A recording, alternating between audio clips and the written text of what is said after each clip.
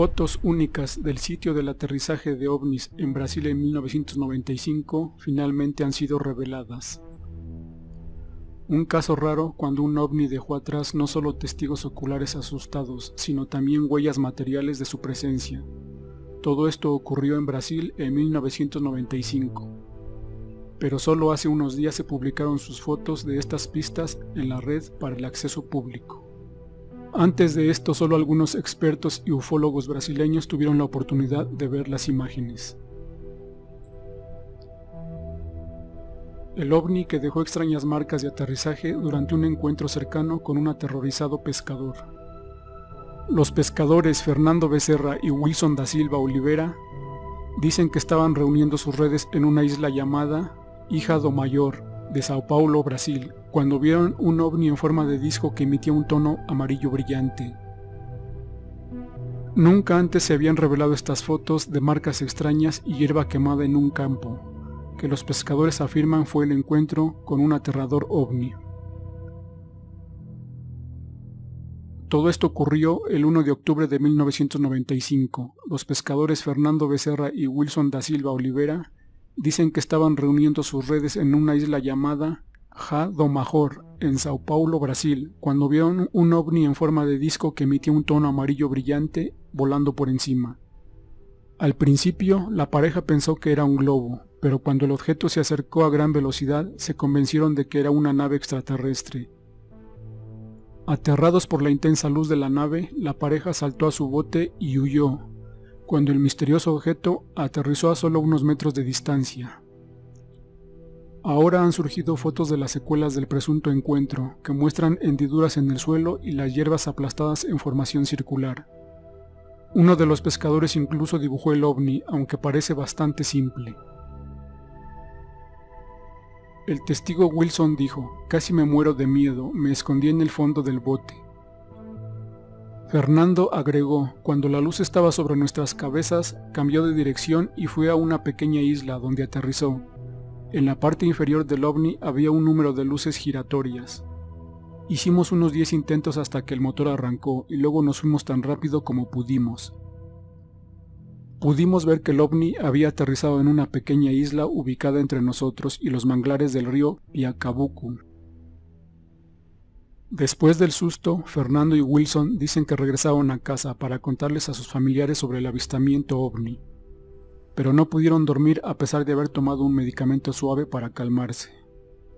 Al amanecer del día siguiente, afirman regresaron a la escena y notaron una marca circular de 5.5 metros de diámetro en el lugar donde había aterrizado la nave espacial. Ahí la vegetación estaba seca, retorcida y aplanada en el sentido de las agujas del reloj. Aparentemente también encontraron 4 marcas de las patas del soporte rectangular del objeto, cada una de 10 a 15 centímetros de diámetro, distribuidas proporcionalmente, y aparentemente se hundieron a una profundidad de 0.50 centímetros en el suelo. Los pescadores regresaron a casa e informaron sobre su avistamiento a periodistas en el periódico brasileño de Tribuna, en Santos. Los expertos del Instituto Nacional de Fenómenos Aeroespacial, INFA por sus siglas en inglés, lanzaron inmediatamente una sonda y tomaron moldes de las marcas de aterrizaje en yeso. También se tomaron muestras de suelo y vegetación, ya que los investigadores de INFA literalmente no dejaron piedra sin remover en su investigación. Luego, el dibujo a todo color del ovni también fue realizado por uno de los pescadores.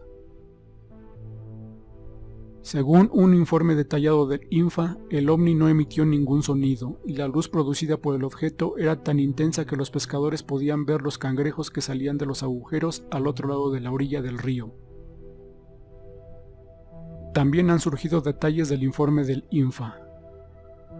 El informe encontró que el avistamiento se clasificó como un encuentro cercano del segundo tipo, debido a las siguientes características.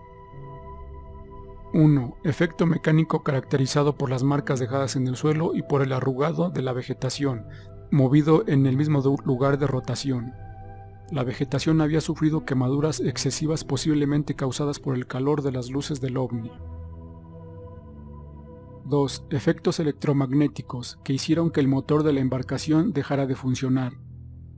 Luego los componentes eléctricos de la embarcación, como el alternador, sufrieron daños al quemarse.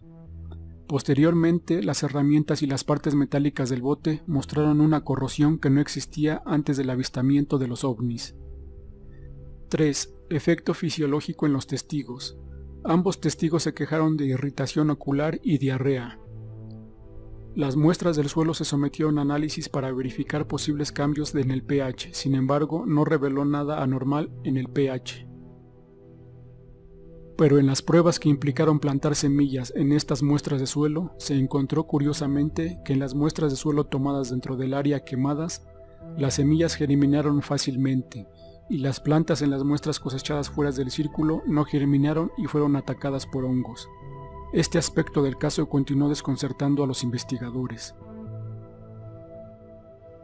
Los investigadores determinaron que cada tren de aterrizaje de la nave habría pesado entre 25 kilos, pero los investigadores también creían que el ovni era mucho más pesado y no ponía todo su peso en el suelo blando.